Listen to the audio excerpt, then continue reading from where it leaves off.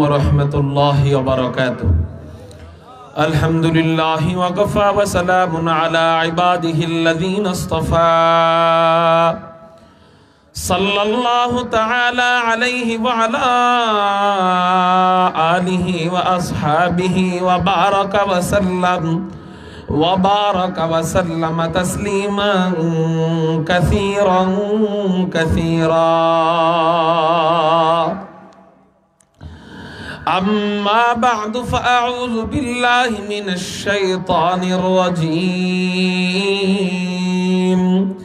बिस्मिल्लाहिर रहमानिर रहीम।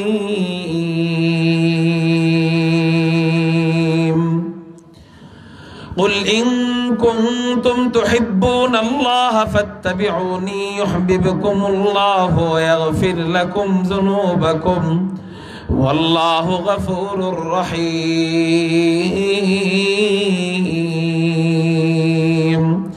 क़ाल सय्यिदुना रसूलुल्लाहि सल्लल्लाहु अलैहि वसल्लम अहिब्बुल्लाह लिमा यग़्लूकुम मिन निअमह व अहिब्बूनी लिहुब्बिल्लाह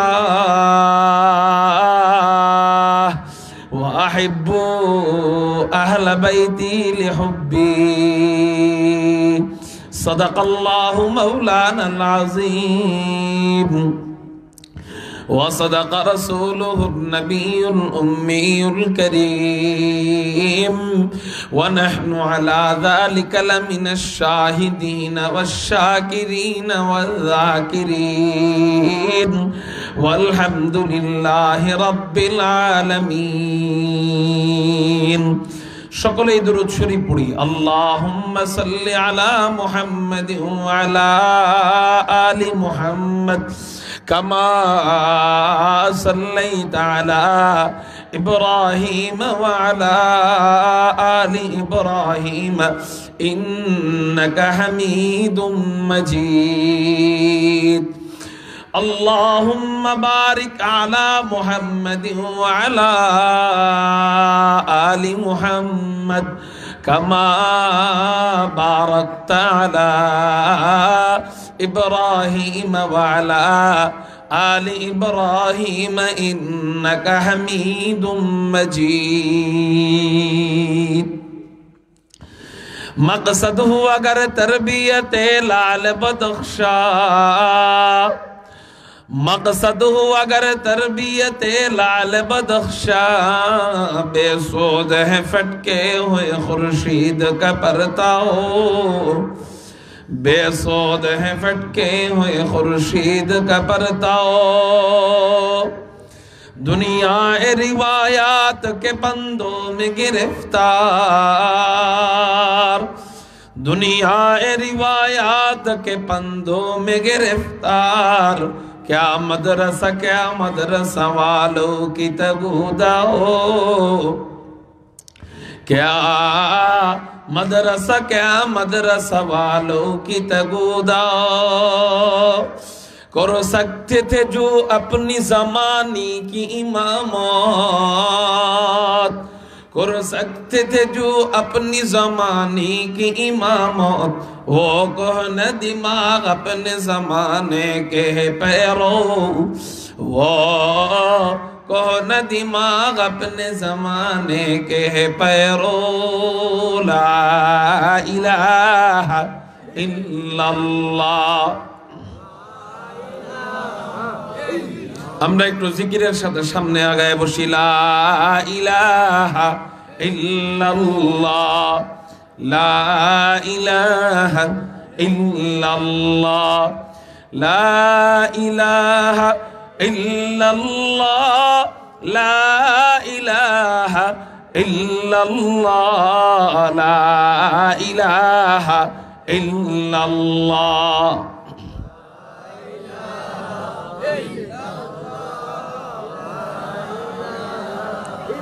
ला इलाहा इल्लल्लाह, ला इलाहा इल्लल्लाह, ला इलाहा इल्लल्लाह,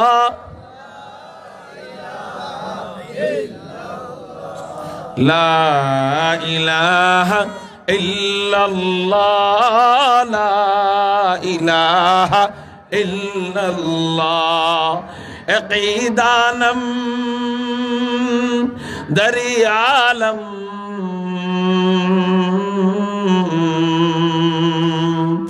আকিদালম দরিয়ালম کہ لا معبود الا ہو ولا مقصود في القونين ولا موجود الا هو لا اله الا الله لا اله الا الله لا إله إلا الله محمد رسول الله صلى الله عليه وسلم الحمد لله الله جل جلاله عم نواله দরবারে লাখ কোটি শুকরিয়া আদায় করি যে মহান রব্বে করিম রব্বে কায়নাত আমাদেরকে মৌলভীবাজার কুলাউড়া তেলিবিল বেলুলিপার যুব সংঘর উদ্যোগে আয়োজিত ইসলামী মহাসম্মেলনে রব্বে কায়নাত রব্বে করিম আমাদেরকে আসার বসার তৌফিক দান করেছেন। সেই জন্য সবাই অন্তরের অন্তঃস্থল থেকে শুকরিয়া আদায় করি।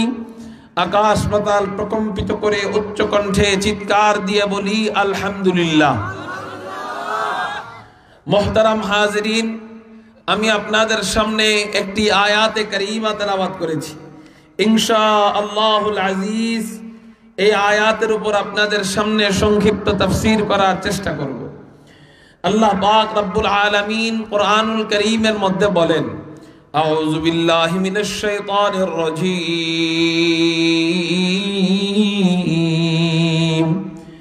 বিসমিল্লাহির রহমানির রহিম قل إن كنتم تحبون الله فاتبعوني يحببكم الله ويغفر لكم ذنوبكم والله غفور رحيم।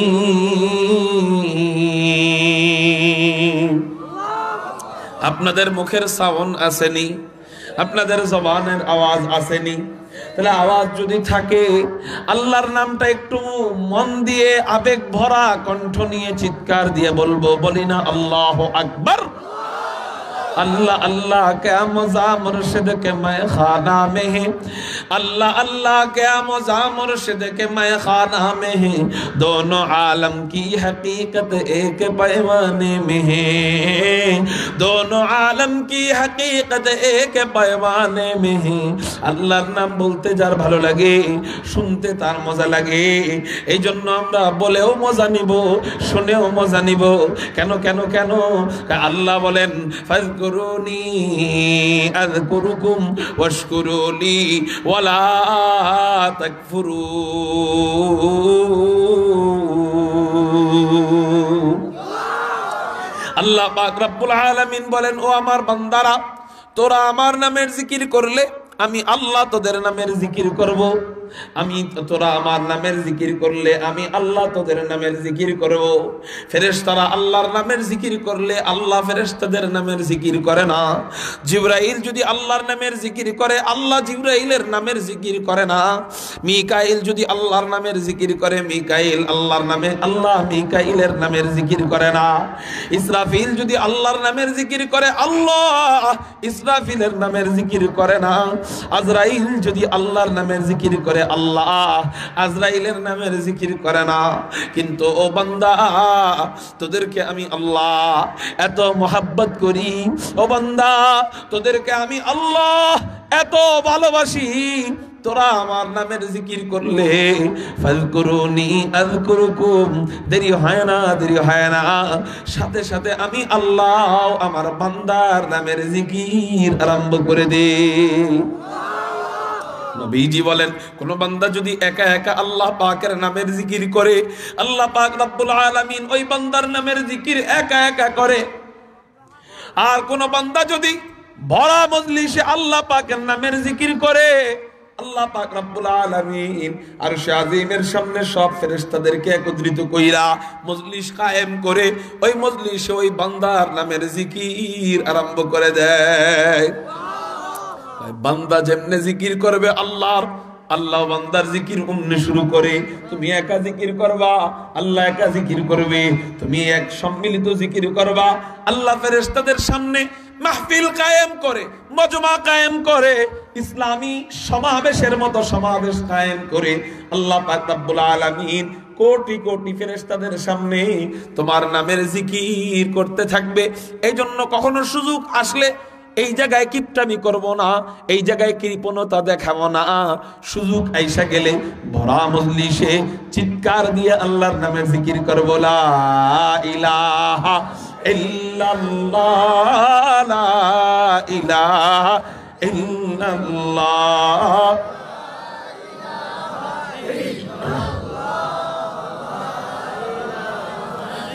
লা ইলাহা ইল্লাল্লাহ মুহাম্মাদুর রাসূলুল্লাহ সাল্লাল্লাহু আলাইহি ওয়াসাল্লাম। মুহতারাম হাজিরিন, তাহলে একটু চিৎকার দিয়ে বলি না আল্লাহু আকবার। এই সাউন্ডটা আমরা রাখতে পারবো তো ইনশাআল্লাহ? আমার জোর করে বলানো লাগবে না, ইশারা দিলেই আওয়াজ আসবে? মাশাআল্লাহ, আল্লাহ তুমি কবুল করো, বলি আমিন। মুহতারাম হাজিরিন, আল্লাহ পাক রব্বুল আলামিন কুরআনুল কারীমের মধ্যে বলতেছেন, কুল ইন কুনতুম তুহিব্বুনাল্লাহা ফাত্তাবিউনি ইউহিব্বুকুমুল্লাহু ওয়া ইয়াগফির লাকুম যুনুবাকুম ওয়াল্লাহু গফুরুর রহিম। আল্লাহ পাক রব্বুল আলামিন বলেন, হে রাসূল আপনি আপনার উম্মতদেরকে বলুন, ইন কুনতুম তুহিব্বুনাল্লাহ, যদি তোমরা আল্লাহকে মহব্বত করো, আল্লাহকে যদি তোমরা ভালোবাসো। আল্লাহকে মহব্বত করার সাইনবোর্ড কি? আল্লাহকে ভালোবাসার সাইনবোর্ড কি? আল্লাহ পাক রব্বুল আলামিন নবীজিকে বলেন, ও রাসূল আপনি আপনার উম্মতদেরকে বলুন, ফাত্তাবিউনি, তোমরা যদি আল্লাহকে মহব্বত করো, তোমরা যদি আল্লাহকে ভালোবাসো, তাহলে আল্লাহকে ভালোবাসার সাইনবোর্ড হলো তোমরা আমি নবীর সুন্নতের অনুসরণ করো, আমি নবীজিকে ফলো করো, আমি নবীজির অনুসরণ করো। আমি নবীজিকে অনুসরণ করলেই অটোমেটিক আল্লাহকে মহব্বত করা হয়ে যাবে। নামাজের জন্য শর্ত হলো পবিত্রতা। ওযু ছাড়া যেমন নামাজ হয় না, গোসল ছাড়া যেমন নামাজ হয় না, তায়াম্মুম ছাড়া যেমন নামাজ হয় না। যদি প্রয়োজন হয় ওযু করো, যদি ওযুর পানি না থাকে প্রয়োজন হলে তায়াম্মুম করো, যদি প্রয়োজন হয় গোসল করো, যদি পানি না থাকে তাহলে প্রয়োজন হলে তায়াম্মুম করো। মুহতারাম হাজিরিন, ঠিক পবিত্রতা ছাড়া যেমন নামাজ হয় না, নবীজিকে মহব্বত করা ছাড়া, নবীজির অনুসরণ করা ছাড়া, নবীজির সুন্নতকে ভালোবাসা ছাড়া আল্লাহ পাওয়া সম্ভব না। তাহলে আল্লাহকে পাওয়ার জন্য, আল্লাহকে মহব্বত করার জন্য পূর্ব শর্ত কি বলেন? রাসূলের অনুসরণ। আল্লাহকে মহব্বত করার পূর্ব শর্ত কি বলেন? নবীজির সুন্নতের অনুসরণ। এখন মুশকিল হলো আমরা সুন্নতের অনুসরণ করতে চাই না। কেন চাই না? দুইটা কারণে। এক নাম্বার কারণ, সুন্নত অনুযায়ী জীবন যাপন করার লাভ বুঝি না। কি অনুযায়ী? সুন্নত অনুযায়ী জীবন যাপন করার লাভ বুঝি না। দুই নাম্বার কারণ, যেই নবীজিকে ফলো করব, যেই নবীজিকে অনুসরণ করব, সেই নবীজির প্রতি ভালোবাসা আমাদের দিলে নাই। এই জন্য সুন্নত মজা লাগে না।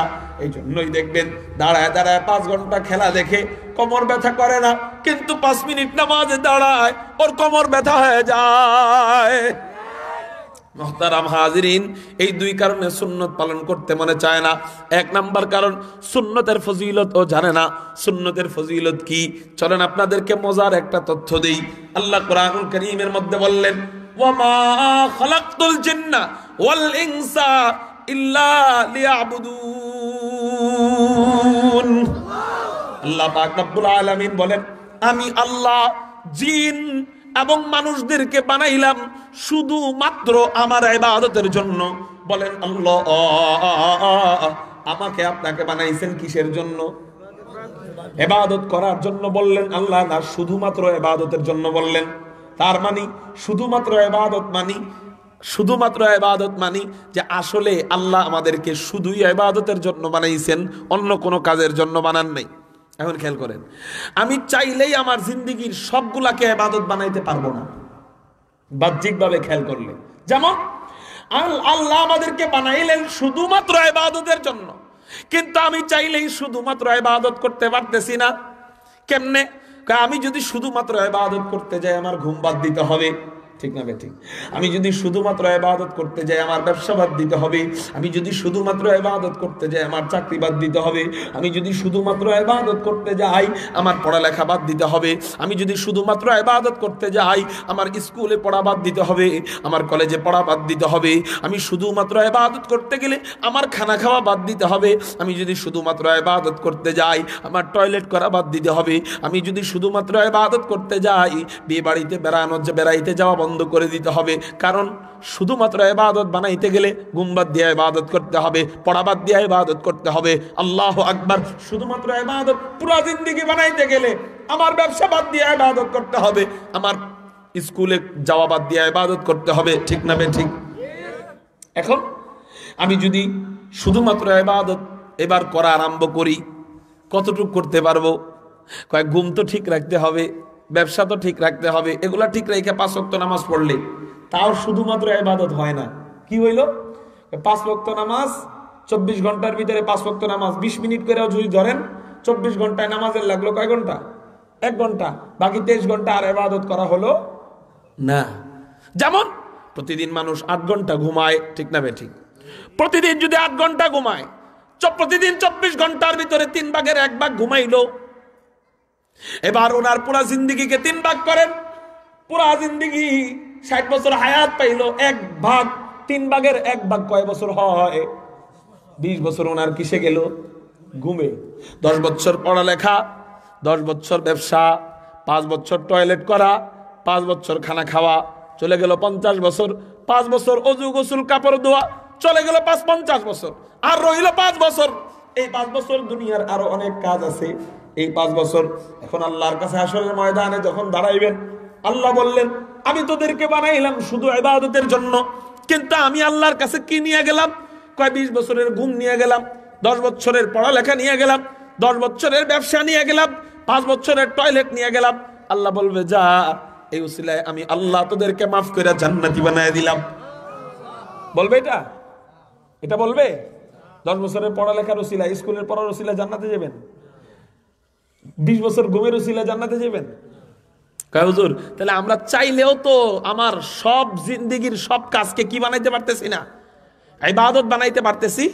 তাহলে আল্লাহ বললেন শুধুমাত্র ইবাদতের জন্য বানাইলাম, আর আমি চাইলেও ইবাদত বানাইতে পারতেছি না। তাহলে আল্লাহর কোরআনের সাথে আমার বাস্তবতার সাথে বাহ্যিকভাবে সাংঘর্ষিক হয়ে গেল কিনা? তো সাংঘর্ষিক যদি হয়ে যায় তাহলে আমার জীবন ভুল না আল্লাহর কোরআনের আয়াত ভুল? আমার জীবনের চলার গতি ভুল না কোরআনের আয়াত ভুল? কোরআনের আয়াত সত্য, আমার চলার গতি ভুল, চলার পদ্ধতি ভুল। কয় হুজুর তাহলে কি আমি কি ঘুম বাদ দিয়ে ইবাদত করবো, টয়লেট বাদ দিয়ে ইবাদত করবো? কয় না, দুনিয়াবি কাজ কিচ্ছু বাদ দেওয়ার দরকার নাই, যা করবেন সব করেন। জায়েজ কাজ যেগুলা প্রয়োজন, নিত্য প্রয়োজনীয় কাজ সব করেন, কিন্তু একটা সুইচে চাপ দিয়ে করেন। যেমন আপনি ঘুমান রাত্রে 8 ঘন্টা, অসুবিধা নাই। 9 ঘন্টা ঘুমান না, না করছে কি? তৃপ্তির জন্য, শরীর ভালোর জন্য 9 ঘন্টা ঘুমান, কথার কথা। কিন্তু আপনি একটা সুইচে চাপ দিয়ে ঘুমাইতে যান, কয় হুজুর ওই সুইচ কি? ওই সুইচের নাম হলো নবীজির আদর্শ, নবীজির সুন্নত। নবীজির সুন্নত হলো রাত্রেবেলা ঘুমানোর আগে ইশারের নামাজটা জামাতের সাথে পড়তেন, আবার ঘুম থেকে জাগ্রত হওয়ার পর ফজরের নামাজটা জামাতের সাথে পড়তেন।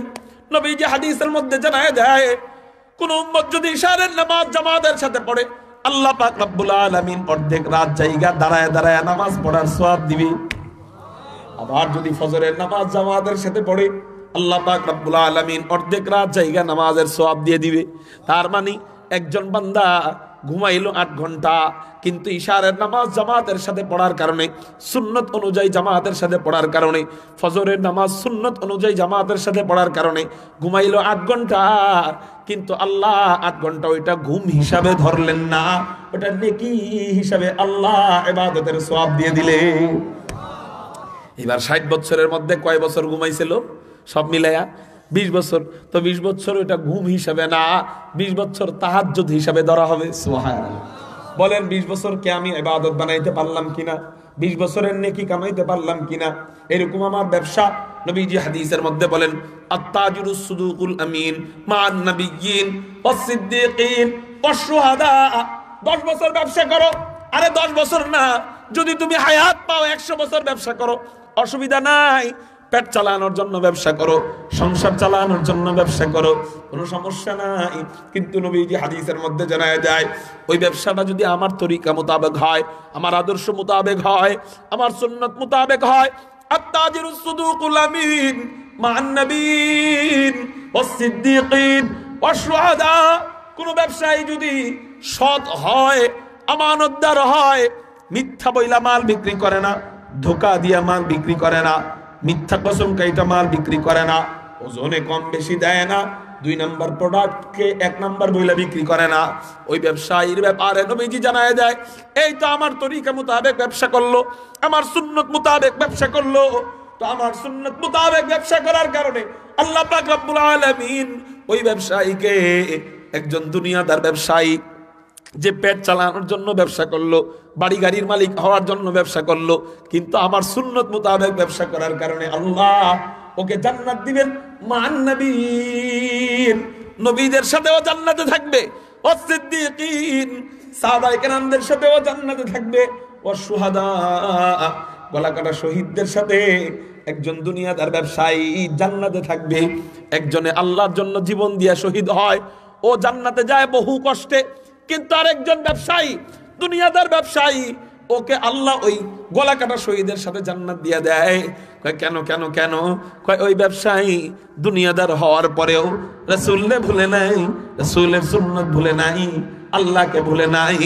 এজন্য আল্লাহ পাক রব্বুল আলামিন তার ওই ব্যবসাটাকে এত বড় নেক আমল হিসাবে গ্রহণ করে নিছে যে আল্লাহ গলা কাটা শহীদের সাথে তাকে জান্নাতে দিয়ে দিছে।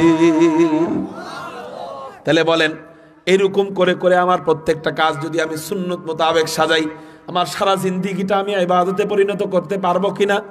তাহলে এবার বলেন, আল্লাহ যে বললেন আমি তোমাদেরকে বানাইলাম শুধুমাত্র ইবাদতের জন্য, এবার বলেন আমি আমার ঘুমটাকেও ইবাদত বানাইতে পারলাম, আমার ব্যবসাটাকেও ইবাদত বানাইতে পারলাম, আমার চাকরিটাকেও সওয়াবের কাজ বানাইতে পারলাম, তাহলে আমার পুরা জিন্দেগি সুন্নত মোতাবেক যদি আমি পরিচালনা করি, আমার পুরা জিন্দেগিটাই কি আল্লাহ ইবাদত হিসাবে গ্রহণ করবেন কিনা? এবার বলেন, আমি দুনিয়াবি কাজ করলাম, মাগার আমার কাজগুলা হয়ে গেল কি? ইবাদত, শুধুমাত্র ইবাদত। আল্লাহ বললেন তো শুধুমাত্র ইবাদত নিয়ে কবরে যেতে পারবো নি? বলেন, তখন ওই ঘুম ঘুম হিসেবে থাকবে না, তখন ওই ঘুম কনভার্ট হয়ে যাবে। যেমন টাকা নিয়ে আপনি টাকা ঢুকাইছেন ব্যাংকে, ঢুকানোর পর ওই কি ধরনের ব্যাংক যেন আছে, ওখানে টাকা ঢুকায়, আমেরিকায় যায় আবার ওই জায়গা থেকে বের করতে পারে। ঢুকাইছেন ব্যাংকে, আপনি ঢুকাইছেন বাংলা টাকা, কিন্তু আমেরিকায় যায় যখন ওই ব্যাংক থেকে বের করেন তখন ডলার হয়ে বের হয়। ঠিক না? ঠিক। আপনি কবরে নিয়ে গেলেন ঘুম, কবরে নিয়ে গেলেন দুনিয়াবি ব্যবসা, কবরে নিয়ে গেলেন চাকরি, কিন্তু আখেরাতে দেখবেন এই ঘুমটা কনভার্ট হয়ে গেছে, এটা নেকি হয়ে বের হবে। কয় কেন? কয় সুন্নত মোতাবেক ঘুমানোর কারণে, সুন্নত মোতাবেক টয়লেটে যাওয়ার কারণে, সুন্নত মোতাবেক ব্যবসা করার কারণে। এই জন্য আপনারা একটা ওয়াদা দিতে পারেন কিনা? আমরা জানি ঘুমানোর আগে কয়টা সুন্নত আছে জানি না? দোয়া পড়া, ডান কাঁধে ঘুমানো, ঘুম থেকে ওঠার পর দোয়া পড়া, এরপর খানা খাবার সময় কি কি সুন্নত আছে, দস্তরখান বিছানো, খানা পড়ে গেলে খানা উঠায়া, প্রয়োজন হলে ধুয়ে খাওয়া, এরপর বিসমিল্লাহ বলে খাওয়া শুরু করা, দোয়া পড়ে খাওয়া শুরু করা, শুকরিয়া জানানো, খানার পরে যে দোয়া, এই ছোট ছোট সুন্নতগুলা, ঘরের ভিতরে যেই সমস্ত সুন্নতগুলা আছে, ঘরে ঢুকার দোয়া, বের হওয়ার দোয়া, মসজিদে ঢুকার দোয়া, বের হওয়ার দোয়া, জামা কাপড় পরিধানের দোয়া, এরপর ভালো কাজ ডান দিক থেকে শুরু করা, এই সুন্নতগুলা আমি যদি আমার পরিবারের ভিতরে চালু করে দেই, আমার বাচ্চাদেরকে ছোট সময়ের থেকে শিখাই, ওই বাচ্চারা যখন সুন্নত শিখে শিখে বড় হবে, ওই বাচ্চা বড় হওয়ার পরে কি ভাববে জানেন? ভাত খাওয়ার পরে হাত ধোয়া যেমন জরুরি মনে করে, আপনার বাচ্চারা ভাত খাওয়ার পরে হাত ধোয়নি, এটা ও একা একা ধুইছে না, আপনি শিখাইছেন।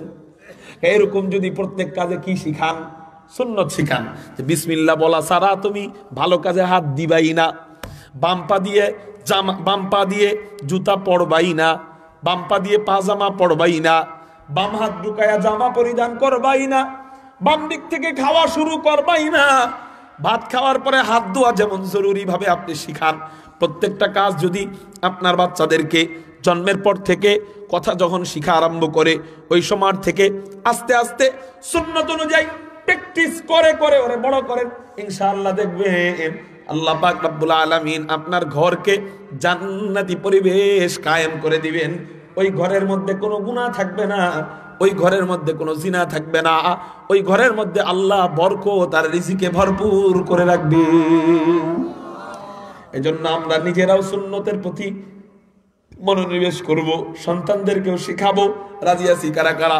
আল্লাহু আকবার বলে হাত উঠে রাজি আছি ইনশাআল্লাহ। আল্লাহ তুমি কবুল করো, বলি আমিন। সবচেয়ে বড় সুন্নত কি জানেননি? সবচেয়ে বড় সুন্নত গুনাহমুক্ত জীবন গড়া। জোরে বলেন, কি গড়া? গুনাহমুক্ত জীবন গড়া। ইনশাআল্লাহ আমরা গুনাহমুক্ত জীবন গড়বো তো ইনশাআল্লাহ। আল্লাহ তুমি তৌফিক দাও, আল্লাহ তুমি আমাদেরকে কবুল করো, সবাই বলি আমিন।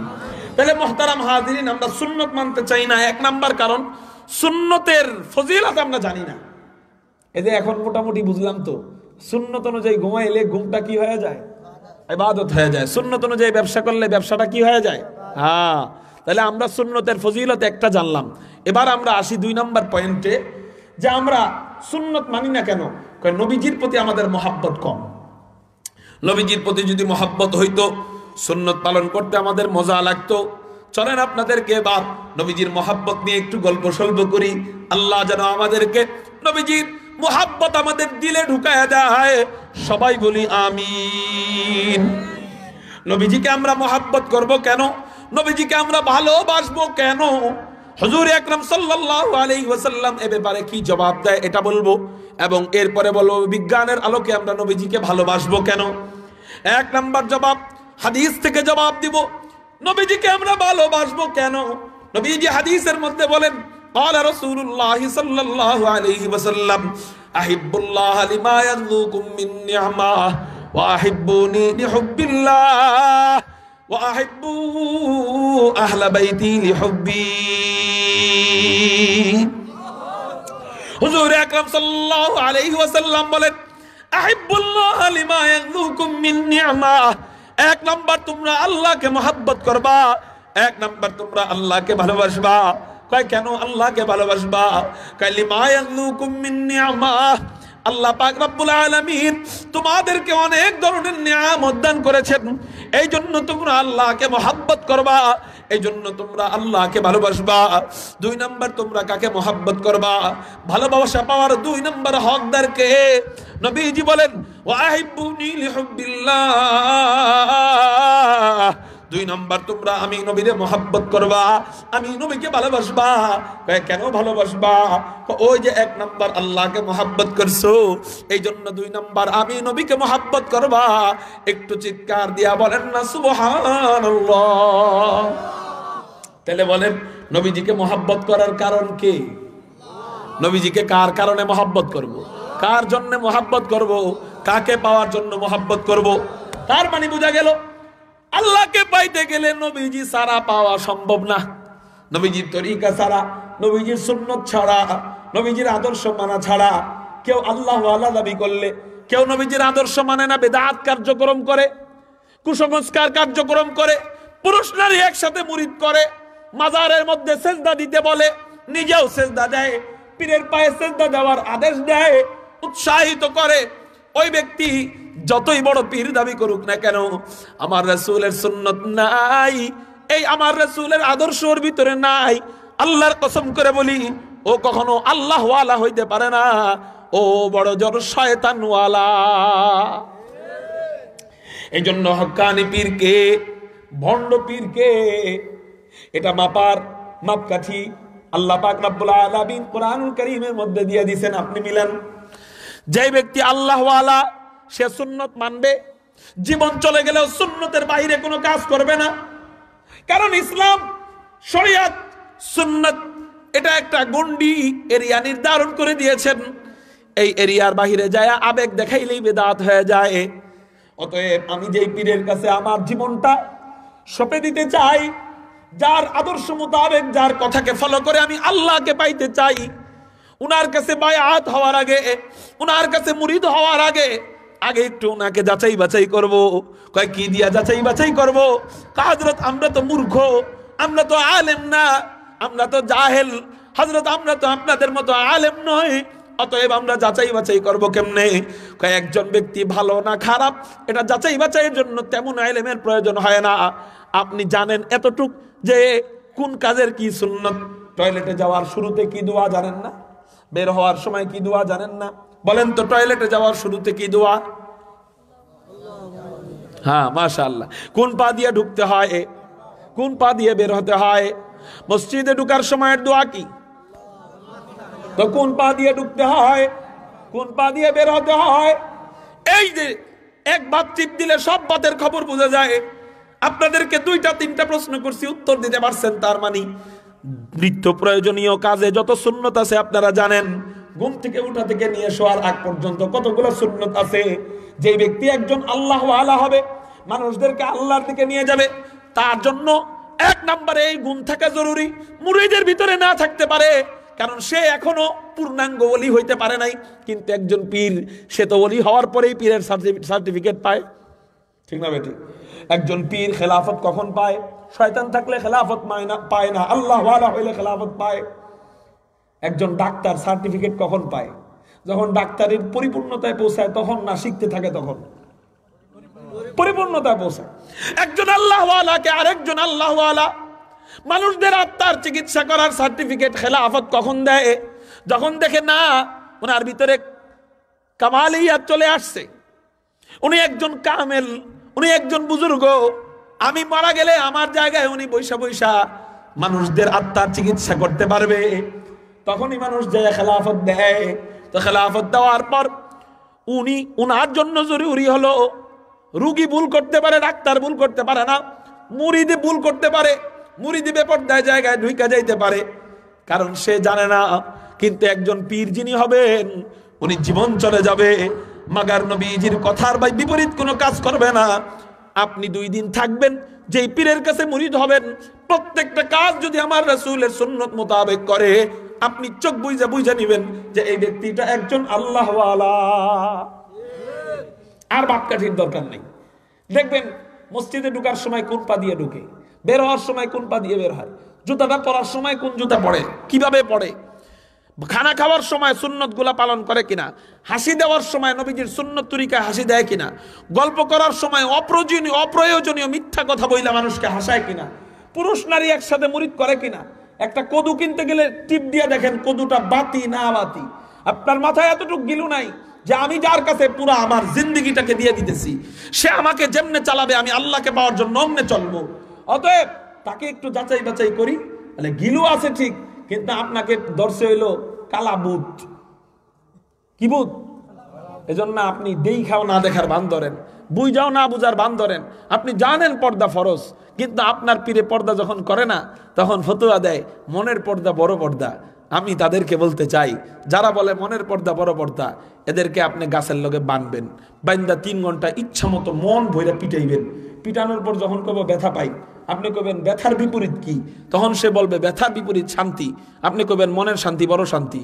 অতএব মুখে বলো ব্যথা পাই, এটা হয় না, মনে মনে ধরে নাও শান্তি পাইতেছো, হয়ে গেছে। মনের পর্দা বড় পর্দা, তাহলে মনের খাওয়াও তো বড় খাওয়া। গাঞ্জা খাস কে? মনে মনে গাঞ্জা খা, এটাই তো বড় খাওয়া, ঠিক না বেঠিক? আরেকজনে আবার ওই যে ভিডিওতে দেখলাম কয়দিন আগে, কয় সীমিত পরিমাণ গাঁজা সেবন করা, গঞ্জিকা সেবন করা এটা হালাল। আবার নারীদেরকে দেখা কয় এটা তো আল্লাহর নিয়ামত। কেমনি কয় দেখছেন? এইটা আল্লাহর নিয়ামত। এবার পীর লাগায়, এগুলা পীর না বন্ড। আমরা আল্লাহকে পাইতে যাই পীরের কাছে, কারকে পাইতে যাই? কারণ আমরা আল্লাহ পর্যন্ত গেলে আমাদের একজন মুর্শিদ দরকার, আমাদেরকে পথ দেখাবে এমন একজন উস্তাদ দরকার। কারণ কোরআন হাদিস একা একা পণ্ডিতি করে বোঝা যায় না, সোহবত দরকার। একা একা পণ্ডিতি করে বোঝা গেলে আল্লাহ ডাইরেক্ট নবীজির অন্তরে কোরআন ঢেলে দিতেন, জিবরাইলের মাধ্যমে কোরআন দিতেন না। বোঝা গেল আল্লাহ পর্যন্ত যাইতে গেলে মাঝখানে একজন কি দরকার? মাধ্যম দরকার। তো এই মাধ্যমটা যেন জিবরাইলের তরিকারি হয়, জিবরাইলের মতো নিখুঁত হয়, জিবরাইলের মতো বিশ্বস্ত হয়। ইবলিসের মতো শয়তান হবে, আপনিও শয়তান হয়ে যাবেন। ঠিক না বেটি? এই জন্য আল্লাহ আমাদেরকে হক্কানি পীর চিনবার তৌফিক দান করুক বলে আমিন। আমি কোন ব্যক্তি পীরের বিরোধিতা করছি? কোন দলকে, কোন গ্রুপকে, কোন তরিকাকে আমি গালি দিছি? আমি সত্য পীরকে আর মিথ্যা পীরকে এটা মাপার মাপকাঠি বলে গেলাম সুন্নত। সুন্নত দিয়ে মেপে দেখেন। আপনি আপনার পীর, যে পীরের মুরিদ আপনি মনে মনে খেয়াল করবেন যে আমার পীর কি নবীজির সুন্নত অনুযায়ী চলে কিনা। যদি চলে বাস চোখ বুঝা মেনে নেবেন উনি একজন পীর। তবে আমাদের কিছু পীররা মারফতের কথা বইলা শরীয়তরে ডুবাই দেয়। মারফতের কথা বইলা কি ডুবাই দেয়? শরীয়তকে ডুবাই দেয়। আচ্ছা, সাহাবায়ে কেরামের থেকে তারা বড় মারফতি হয়ে গেছে? আবু বকরের থেকে বেশি মারিফতের জ্ঞান লাভ করছে? তা আবু বকর মারিফতের জ্ঞান লাভ করে যদি নামাজ কাজা না করে, তোমার পীরের লেগে নামাজের দরকার নাই, মারিফতের জ্ঞান লাভ করে আবু বকরের চেয়ে বড় আল্লাহ হয়ে গেছে সে। হ্যাঁ, আল্লাহ আমাদেরকে বুঝার তৌফিক দান করুক। মারিফত শরীয়তের ভিতরেই মারিফত। মারিফত শরীয়তের আলাদা কিছু না। শরীয়তের অপর নামই হলো সুন্নত। যারা বলেন শরীয়তের অপর নাম কি? সুন্নত, আদর্শ, নবীজির নীতি, নবীজির রীতি। আল্লাহ আমাদেরকে নবীজির রীতি মোতাবেক জীবন যাপনের তৌফিক দান করুক বলি আমিন। তো নবীজিকে আমরা ভালোবাসি না কেন? বলে বাসি না এই জন্য যে নবীজির সুন্নতের অনুসরণ করতে চাই না, এই জন্য যে নবীজির প্রতি আমাদের মহাব্বত কম। এখন আসেন, নবীজিকে আমরা ভালোবাসবো কেন? এটার জবাব বিজ্ঞানের আলোকে দিচ্ছি। একটু আগে হাদিস থেকে দিছি যে আল্লাহর জন্য নবীজিকে ভালোবাসবো। এখন আসেন বিজ্ঞানের আলোকে জবাব দিব, নবীজিকে আমরা ভালোবাসবো কেন। যে সমস্ত বৈজ্ঞানিকরা মানুষের মন নিয়ে গবেষণা করেন, মানুষের দিল নিয়ে গবেষণা করেন, ওই সমস্ত বৈজ্ঞানিকরা বলেন একজন মানুষ আরেকজন মানুষকে 4 কারণে মোহাব্বত করে। চিৎকার দিয়া বলেন কয় কারণে মোহাব্বত করে? একজন মানুষ আরেকজন মানুষকে 4 কারণে মোহাব্বত করে। 1 নাম্বার কারণ হলো জামাল, 2 নাম্বার কারণ হলো কামাল, 3 নাম্বার কারণ হলো ইহসান, 4 নাম্বার কারণ হলো করাবাত। 1 নাম্বার কারণ হলো জামাল, সৌন্দর্য, সৌন্দর্য, সৌন্দর্য। একজন মানুষ আর একজন মানুষকে ভালোবাসে 1 নাম্বার কারণ সৌন্দর্য দেখা প্রেমিক প্রেমিকার প্রেমে পড়ে, সৌন্দর্য দেখা। 2 নাম্বার কারণ হলো কামাল, সৌন্দর্যের দরকার নাই, যোগ্যতা আছে ব্যক্তিটার ভিতরে, এই জন্য মানুষ মানুষকে ভালোবাসে। 3 নাম্বার কারণ হলো ইহসান, ব্যক্তিটা বড় দয়ালু, ব্যক্তিটা বড় কি, এই জন্য মানুষ তাকে কি করে ভালোবাসে, যে না মানুষটা অনেক ভালো ছিল, এতিমের পাশে দাঁড়াইতো, অসুস্থ ব্যক্তির পাশে দাঁড়াইতো, মসজিদ মাদ্রাসায় দান করতো, এই ব্যক্তিটা মারা গেলে মানুষ কাঁদে। এই যে মহাব্বত, এই মহাব্বত হয় চেহারার কারণে না, যোগ্যতার কারণে না, দয়া থাকার কারণে। 4 নাম্বার ভালোবাসার 4 নাম্বার কারণ করাবাত, আত্মীয়তা, আত্মার বন্ধন। একজন মানুষ আর একজন মানুষকে 4 নাম্বার আত্মীয়তার কারণে ভালোবাসে। ঠিক না বেঠিক? এই 4টা গুণের যে কোনো একটা গুণ যদি মানুষের ভিতর থাকে, মানুষ তাকে জীবন দিয়ে ভালোবাসে। যেমন সৌন্দর্য দেখা প্রেমিক প্রেমিকার প্রেমে পড়ে। ঠিক না বেঠিক? এই কাঙ্ক্ষিত নারীকে না পেলে অনেক পুরুষ আত্মহত্যা পর্যন্ত করে, আছে না নাই? বলে একটা গুণ দেখা তুমি জীবন দিয়ে দিলা। আল্লাহ পাক রব্বুল আলামিন কোন ব্যক্তিকে যদি 4টা গুণ দিয়ে দেয়, তাকে জীবন দিয়ে মোহাব্বত করার দরকার আছে না নাই? হযরত আল্লাহ পাক রব্বুল আলামিন কাকে 4 গুণ দিয়েছিলেন? আমি বলবো হ্যাঁ, আল্লাহ পাক রব্বুল আলামিন একজনকে 4টা গুণ পরিপূর্ণ দান করেছিলেন। তিনি কে? তিনি হাদিয়ে কুল, তিনি ফখরে রাসূল, তিনি ইমামুল আম্বিয়া, তিনি সাইয়্যিদুল আম্বিয়া, তিনি সাইয়্যিদুল খলায়েক, তিনি আহমদ মুজতাবা, তিনি মুহাম্মাদুর রাসূলুল্লাহ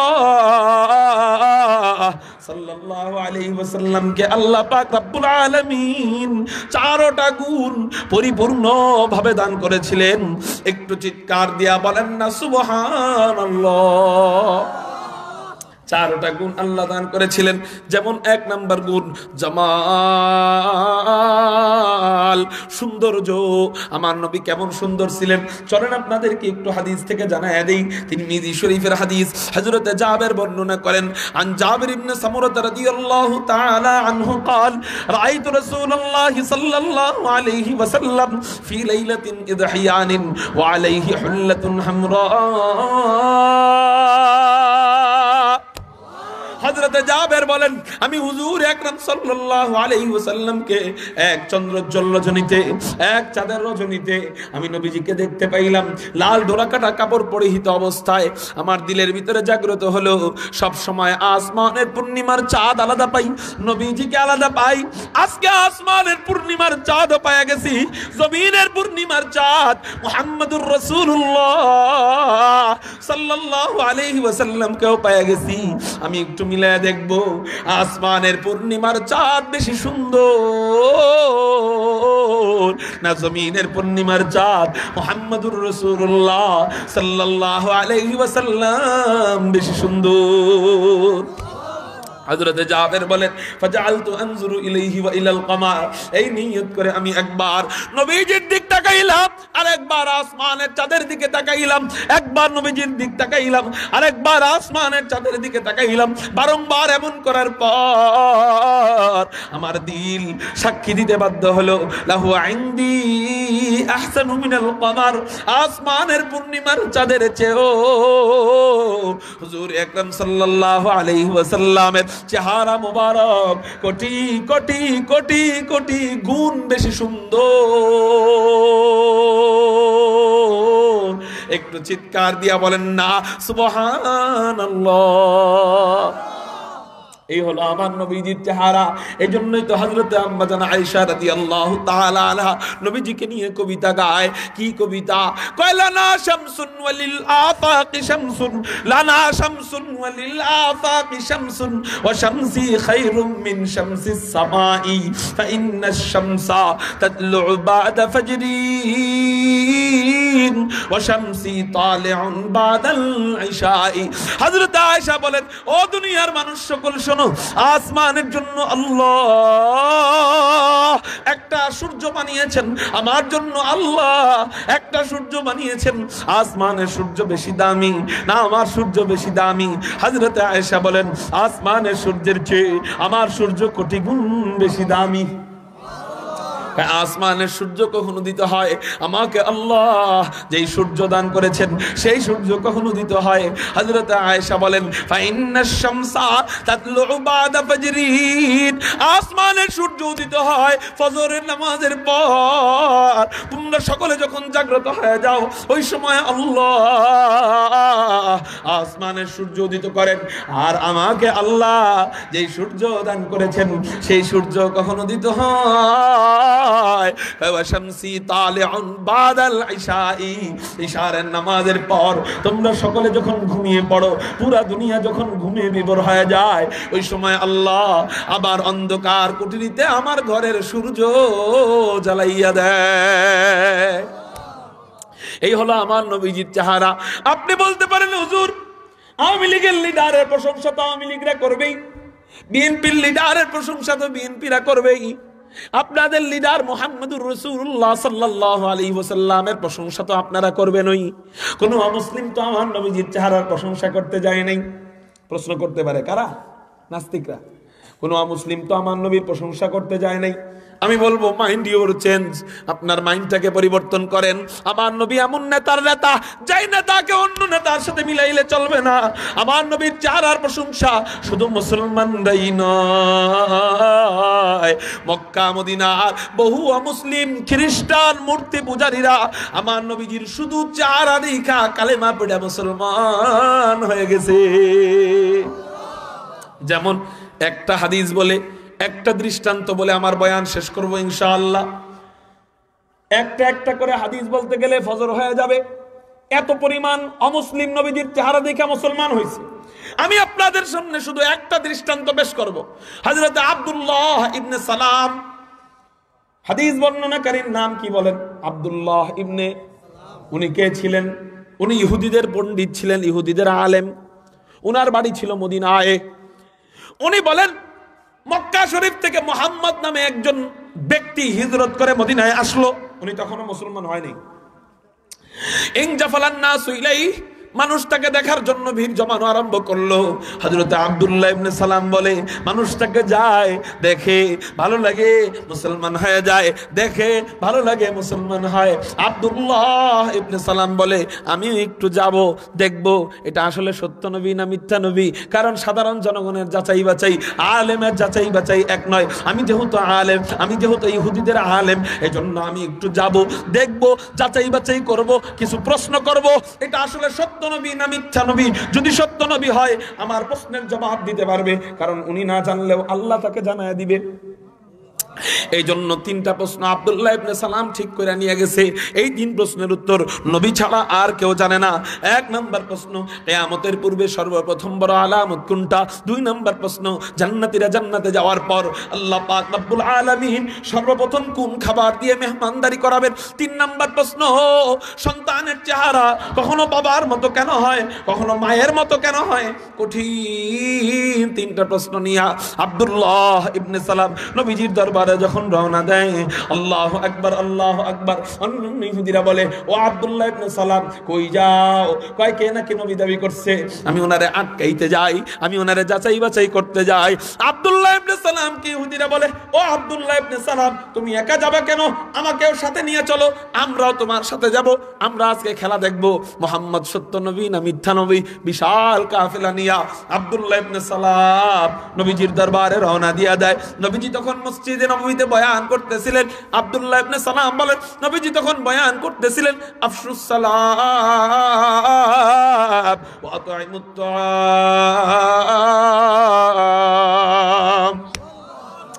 এই বয়ান করা অবস্থায়, এই হাদিস বর্ণনা করা অবস্থায় আব্দুল্লাহ ইবনে সালাম নবীজির দরবারে পৌঁছাইছে।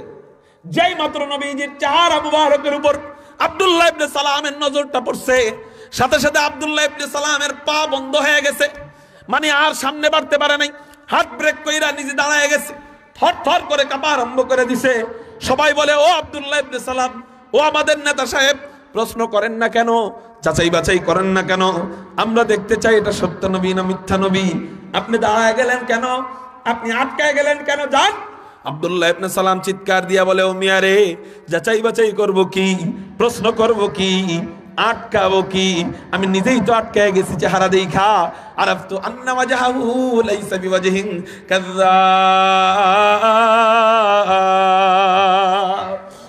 আমি প্রশ্ন করব কি?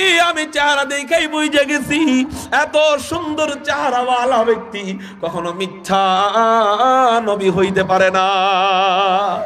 ختم رسول نجم سبل صبح هدایات، ختم رسول نجم سبل صبح هدایات، حقا کے نذیری تو الحق بشیری، حقا کے نذیری تو الحق بشیری، اے ختم رسول امت تو خیر بود، اے ختم رسول امت تو خیر بود، جو سمر کے آید ہمادر فصل আখিরি।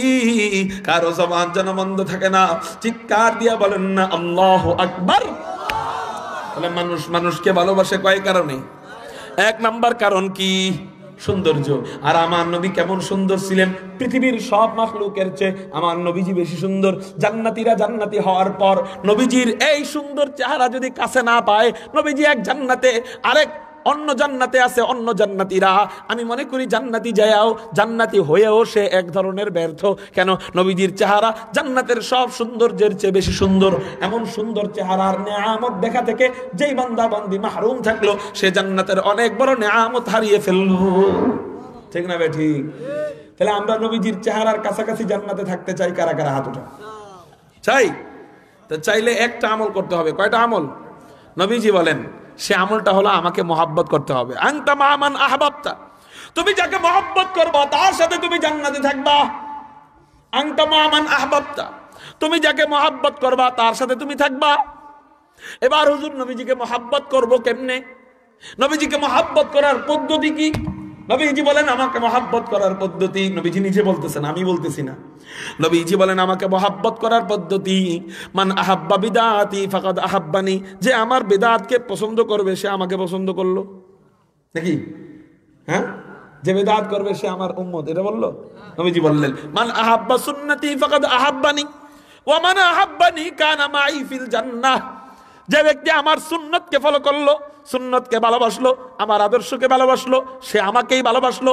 লাগার দরকার নাই সাইনবোর্ড, বিশ্ব আশিকে রাসূল, সে আমার সুন্নত মানলো, তার হাঁটায় বোঝা যাবে সে আশিকে রাসূল, খাওয়ায় বোঝা যাবে আশিকে রাসূল, চলাফেরায় বোঝা যাবে আশিকে রাসূল, শোয়াতে বোঝা যাবে আশিকে রাসূল, সবকিছুতে তার ইশকে রাসূল ফুটে উঠবে। যে আমার সুন্নতকে ভালোবাসলো, তার মুখে বলার দরকার নাই, সে আমাকেই ভালোবেসে ফেললো। আর যে আমাকে ভালোবাসলো, নবীজি বলেন কানা মাই ফিল জান্নাহ, সে আমার সাথেই জান্নাতে থাকবে। তাহলে আয়াত থেকে পাইলাম আল্লাহকে পাইতে গেলে কি শর্ত? নবীজির সুন্নত মানা শর্ত। তাহলে আল্লাহকে পাইতে গেলে নবীজির সুন্নত মানা শর্ত। হাদিস থেকে পাইলাম নবীজির সাথে জান্নাতে থাকতে গেলে নবীজির কি মানা শর্ত? একই রাস্তা, আলাদা রাস্তা না। আল্লাহকে যে পাবো যেই পথে, নবীজিকে পাবো সেই পথে। আল্লাহ আমাদেরকে সুন্নত মোতাবেক জীবন যাপন করে, নবীজির আদর্শ মোতাবেক জীবন যাপন করে ওই জান্নাতে যাওয়ার তৌফিক দান করুক, আমিন। ওয়া আখির দাওয়ানা আলহামদুলিল্লাহি রাব্বিল আলামিন। দুরূদ শরীফ পড়ি। আল্লাহুম্মা সাল্লি আলা মুহাম্মাদিন নবিয়্যিল উম্মি ওয়া আলা আলিহি ওয়া সাল্লিম তাসলিমা। আল্লাহুম্মা আমিন। ربنا ظلمنا أنفسنا وإن لم تغفر لنا وترحمنا لنكونن من الخاسرين। আয় পরবর্দিগারে আলম, আল্লাহ তুমি আমাদেরকে মাফ করে দাও। আল্লাহ বাকি জিন্দেগি গুনাহ মুক্ত জিন্দেগি গড়ার তৌফিক দাও, সুন্নতের উপর চলার তৌফিক দাও। তুমি যেভাবে খুশি, তোমার রাসূল যেভাবে খুশি, সেভাবে আমাদেরকে জীবন পরিচালনা করার তৌফিক দাও। আল্লাহ মারা যখন যাবই শহীদি মওত দিও, ইমানে হালতে মওত দিও, একটা গুনাহ যেন না থাকে, নিষ্পাপ বানায় মওত দিও। আয় ইলাহাল আলামিন, আমাদের মুর্দেগানদেরকে মাফ করে দাও। আল্লাহ যারা জীবিত আছে হায়াতে তৈয়বা দাও, অসুস্থদেরকে শিফা দান করো। প্রবাস থেকে যারা সাহায্য সহযোগিতা করেছে, দোয়া চেয়েছে, আল্লাহ সবার দোয়া তুমি কবুল করো, সবাইকে সফলতা দান করো। আল্লাহ এই মাহফিলের আয়োজক কমিটি বড় মহাব্বত করে আমাকে দাওয়াত দিয়েছে, বেলুলিপার যুব সংঘ, আল্লাহ এই যুব সংঘকে তুমি ইসলামের জন্য কবুল করো। মালিক আমি মুসাফির হয়ে দোয়া করতেছি, আল্লাহ এই যুব সংঘকে তুমি ইসলামের জন্য কবুল করো। ইলাহাল আলামিন, আল্লাহ সবাইকে, এই গ্রামবাসীকে আজকের মাহফিলকে এলাকার জন্য, গ্রামবাসীর জন্য হিদায়াতের উসিলা হিসাবে কবুল করে নাও। আয় রাব্বে করিম, সমস্ত প্রকার আযাব গজব বালা মুসিবত থেকে আমাদেরকে হেফাজত করো। আল্লাহ আগামীর বাংলাদেশ ইসলামের বাংলাদেশ হিসাবে কবুল ও মঞ্জুর করো। আল্লাহ অভাবের অভাব দূর করো, ঋণগ্রস্ত ব্যক্তির ঋণ দূর করো, ব্যবসা যাদের হয় না বরকত দিয়া দাও, প্রবাসে যারা যাবে আল্লাহ দ্রুত নেওয়ার ব্যবস্থা করে দাও। ওয়া সাল্লাল্লাহু তাআলা আলা খাইরি খালকিহি মুহাম্মাদিন ওয়া আলিহি ওয়া আসহাবিহি আজমাইন বিরহমাতিকা ইয়া আরহামার রাহিমিন। আসসালামু আলাইকুম ওয়া রাহমাতুল্লাহি ওয়া বারাকাতুহু।